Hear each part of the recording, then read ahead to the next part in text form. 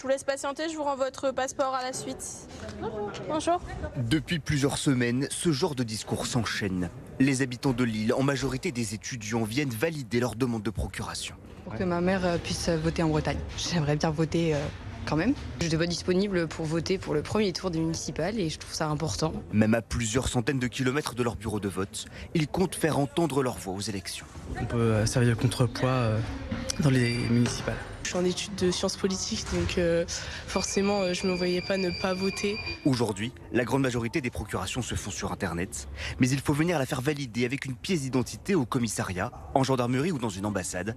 À l'accueil, Maria constate un pic d'activité.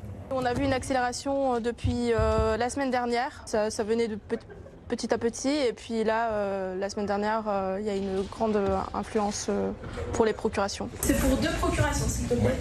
Une fois la demande reçue, elle est envoyée au bureau du brigadier chef. Depuis le 12 février, il en a validé plus de 400 et ça va s'intensifier cette semaine. On a déjà prévu du matériel supplémentaire, on a prévu éventuellement d'avoir un policier adjoint supplémentaire à l'entrée pour filtrer aussi déjà dès l'extérieur parce que nous on a aussi les usagers habituels qui viennent à l'accueil. Vous avez jusqu'à la veille du scrutin pour faire valider votre demande de procuration.